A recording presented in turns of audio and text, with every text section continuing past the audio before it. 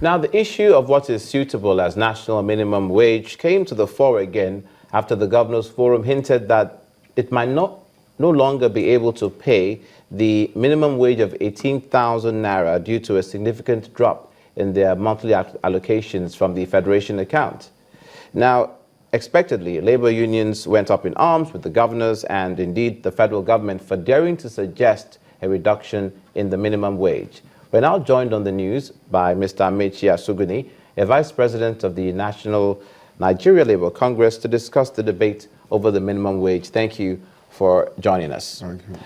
One doesn't need to understand nuclear physics to appreciate the governor's position that dwindling revenue translates into not being able to pay these salaries as at when due if it is this amount. Did you take that into consideration when you, with your position on saying no to any sort of reduction?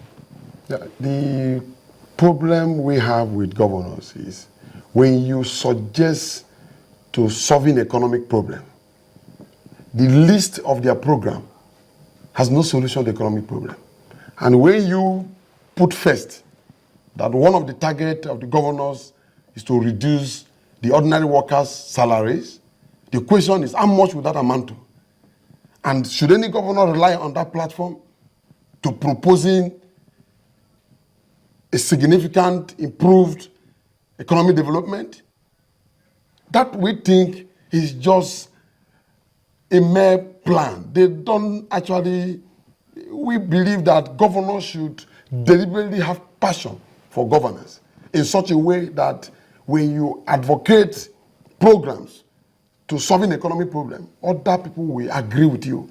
So Mr. Asuguni, let me draw your attention again to the fact that oil prices have dropped significantly. The federal government is not making as much money as it used to make before. Therefore, what they're giving the state is not as much as they used to before, and they would not use all their budgets to pay workers' salaries. They also have other responsibilities to cater to.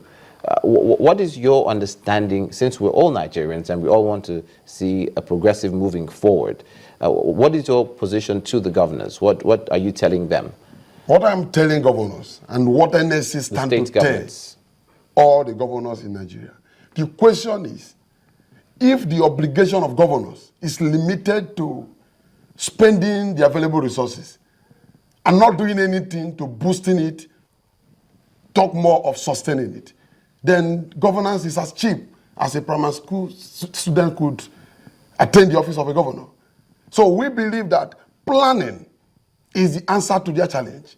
I agree with you that we are having low income as regard to the oil drop.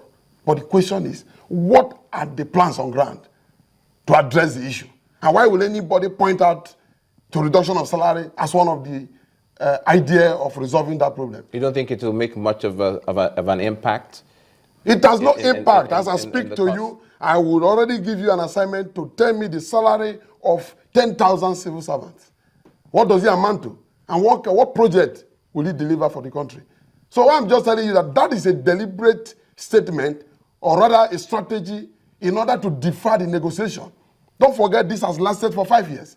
And you don't just want to use a mere strategy to keep labor busy, reacting to issues, rather than going back to ensure that we engage them for negotiation. So as far as we're concerned, labor is actually pro-people's institution, and we must stand for the masses, ensuring that the required negotiation must come to play.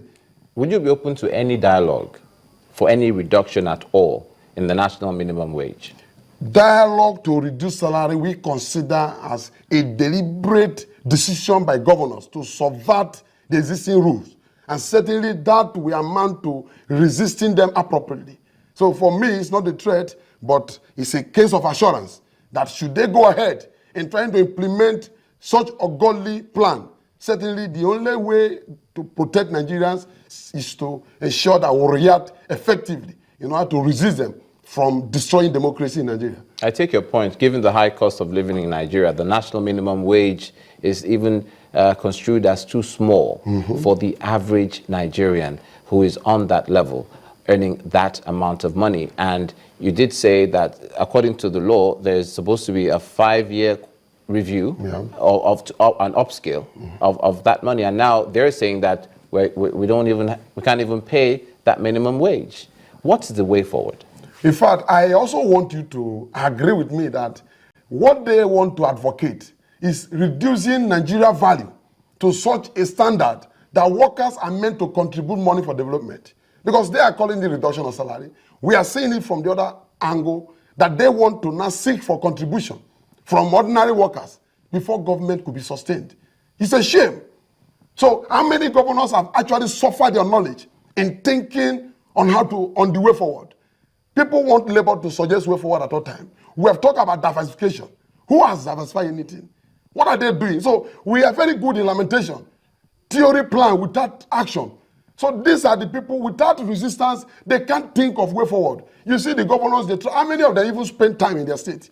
And how can you solve a state problem outside your state? So the question is, they are doing nothing in trying to employ what I consider as passion for governance. Have them in mind. Love your people. And do that which you ought to do for your family. These people, they know their treacherous budget that actually consider more money for the state. Okay. Unfortunately, that is as much time as we have for this subject, but we know it's an ongoing debate. Thank you so much, Mr. Amaechi Asugbeni, the Vice President of the Nigeria Labour Congress, speaking on the alleged proposal of the reduction of the national minimum wage.